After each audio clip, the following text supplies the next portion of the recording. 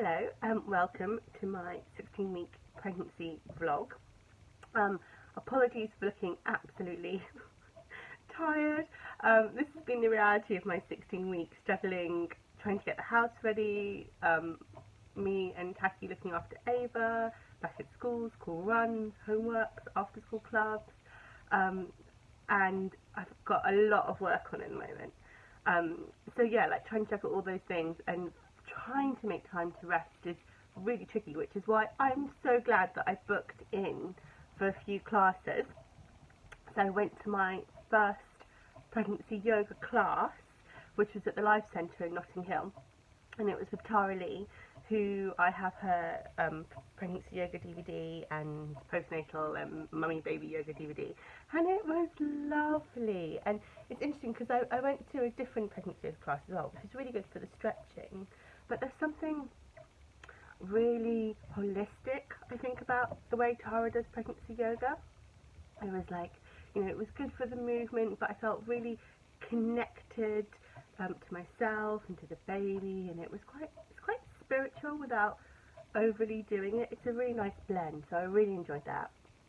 And then the next day I got my dance aerobics class, which was, I wasn't sure how I'd get on with my bump, but it was really good fun. I really enjoyed it. And you know, you kind of go and it's in the evening, so you think, oh, I'm too tired, I can't get to this, and then when you come out you feel so much better for having done the exercise and being with other women and having a bit of a laugh. That was really nice. My swimming has dropped a bit by the wayside. I do need to get back into swimming. I think it's because my friend that I go with, she started a new job, so she can't go swimming with me.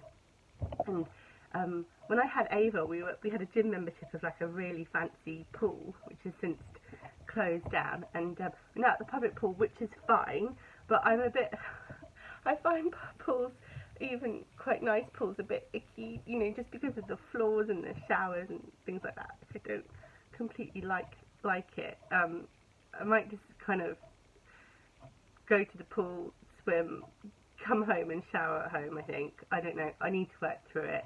Also, I need to get my act together because it's September, and now it's like still like lovely and sunny, but before we know it, we'll be in kind of autumn, and being in London, it's those shorter and shorter nights. So see how we get on doing that. I shouldn't be such a wimp, should I? I don't know if anybody else gets like that, where you just think, oh, it's okay. Never mind. Yes, so I'm tired, but because I've been doing quite a lot, because there's a lot that needs to be done, both work and family-wise. But I've only got I still get a bit of sickness and nausea, but it's so minor compared with how it was like a few weeks ago. You know, I'm not having to do that lying on the sofa feeling just grim anymore, which is good because there's a lot to get done. I don't know whether there's a lot to get done or whether the fact that I feel better I make things to be done. I'm not sure actually.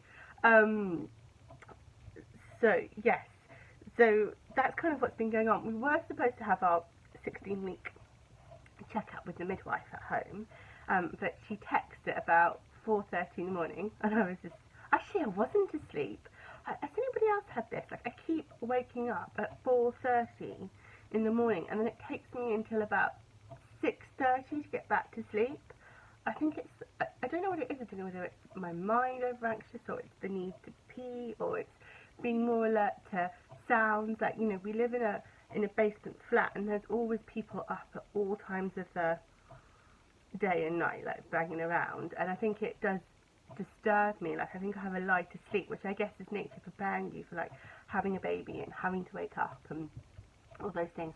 But yeah, if anybody has that 4:30 in the morning, like, or 10 to 5 when you wake up, and if you, I think, oh, just don't go for a wee, because if I go for a wee, I'm not going to go back to sleep again. It's really bad. But I think also it does tend to happen the night before I know I've got something a bit tricky on the next day that I'm not sure about. So it's probably interconnected with those feelings as well. But yes, so the midwife cancelled, which actually happened on our booking visit. She had to cancel because she had to go to a woman in labour in the middle of the night, which is, you know, fair enough. I hope she does that for me when I'm in labour. Hopefully it won't be in the middle of the night, but who knows. yeah, so I won't actually see her until the day I turn 18 weeks. So yeah, she's going to come on a Sunday, and the reason we went for a Sunday is because little Ava, being her, was very like, I want to meet the midwife, you know, and we thought, okay, you know, if the midwife, she's working on a Sunday, she's happy to come on a Sunday. It's a home visit, so we've arranged it for then. So yes, and then I'll talk to her at that appointment about making arrangements for getting my whooping cough vaccine done and any other things I need to be following up on.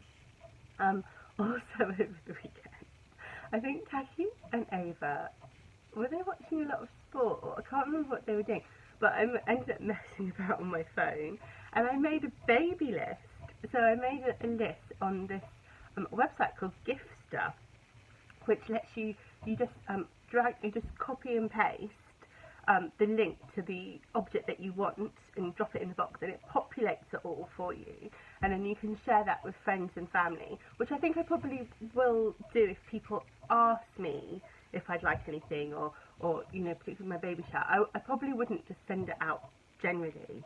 I've only did because some people really like to choose something, and there's a lot of joy in choosing you a gift. And obviously, people don't have to get me a gift. I had quite a lot of gifts when I had Ava 8 years ago, which I've still got quite a lot of them. But it's helpful for me because I've got lists like in my notebook, and you know, I'll put my list on my blog. But it just helps me kind of keep track of what I don't need. And I already found myself editing. So, you know, there are a few things that I thought I would like, and then I text friends and said, how useful was this? And some of them, they said, oh, it was really nice, but actually we only used it for a really short time. And I thought, oh yeah, it's one of those baby things that you spend quite a bit of money on and then you use like 3 times.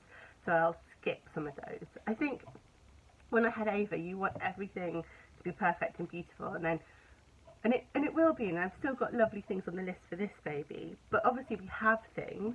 Some of my friends have given me stuff which are second hand, which are fine to have, and other things I know that it's not really necessary, and we've got such a small space, it just adds to the clutter of the space, which doesn't help anybody.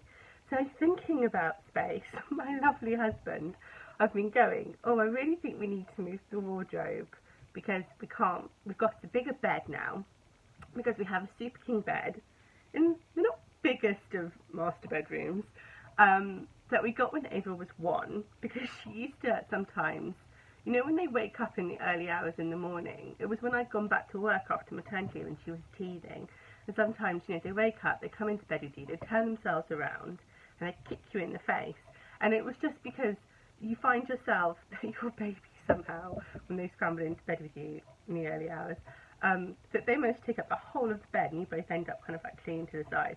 So we got this Super King bed, and I remember like we got it the week before I went back to work for maternity leave, and our nanny was starting, who I was doing part and part care with when Ava was 1. And it was the most ridiculous thing. We just had it delivered, and we were showing her the flat, and we walked into our room, and there was a bed that took up practically the whole room. So I'm not going to go to that bed because I know I might need it again. I mean, I did actually find in the end that Ava really struggled to settle if I was in the bed when she was sort of like 18 months, you know, kind of that tricky period. I mean, actually, she was a really good sleeper. It was just that I think she was teething, and I'd gone back to work, and it was all a bit, I think it was all interconnected, and I found she wouldn't settle with me. And actually what we ended up doing was some nights we play musical beds. We had a camp bed in her room, and I would go and sleep in her room, and then she would drop off with Taki like a lot quicker. But we'll have to see, who knows how it will be with this one. Anyway, we don't have enough room for the Moses basket in the bedroom now, in the way that it is. So I said to Taki, can you please take down the wardrobe and move it to the other side of the room? And it's a fitted wardrobe. It was here when we moved in. It's built into the wall, and he was a bit like, okay. And he thought he would need, you know, electrician and carpenter and all these people to help him kind of like move it.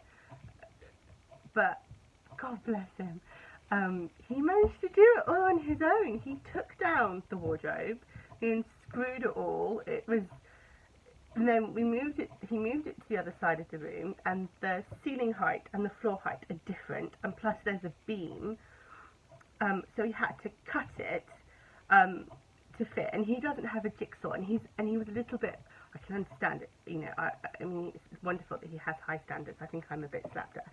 But he doesn't have a jigsaw, so he couldn't get it completely perfect when he was cutting it. But he put it together again in a new configuration to fit a smaller wall, which also has a door, so we had to build a sort of side plank to make it work, because where it was fixed to either side of the wall, but obviously now there's no wall to fix it because it's by the door where you come in. And he did it, and I'm so impressed with him. When the room, we're sleeping on the sofa bed, the room is in chaos because it's going to take like a week or so to get the wallpaper delivered, and so he's like rebuilt the wardrobe. That took about 2 days, and then he was making the walls good, where he's taken it all down.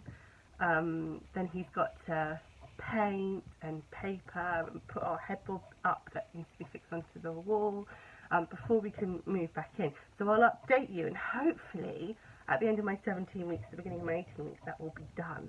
And we need to do the same sort of thing in Ava's room, where she's got a ginormous cabin bed from the Great Little Trading Company, I think it is. And again, it's on the wrong side of the room, so I have to take the side off and put the ladder in a different place and move it to the other end, and then reconfigure the shelving, make good and put up new shelving. So I'm so grateful he's so handy. I do find it ridiculously attractive when he does those things. I don't know why. I don't know whether it's some ancient caveman thing, but just like really impressed when he gets that stuff done, because it's not like, you know, he works in that sort of job. He's a writer as well, and he works in comms, but he can do those things. It's really good, and Ava loves helping, and it's lovely preparing as a family. And we've actually done quite well, I think. We haven't really had any rows. We had one moment where he couldn't find some screws, and I nearly burst into tears, but I think that's probably just hormones. So yeah, busy time. When did you, or when, you know, have you got the urge to start getting things prepped and ready? And I can't believe I've made my husband reconfigure our whole room so we can get a snooze pod by the side of the bed. But I have. Luckily he's gone with it. So, apologies for looking so absolutely exhausted. And I'm glad you can't see all the millions of boxes that are now everywhere in our house, because our wardrobe was massive and held a lot, and now I've got to probably Marie Kondo everything and try and sort it out. Have a lovely week. Bye.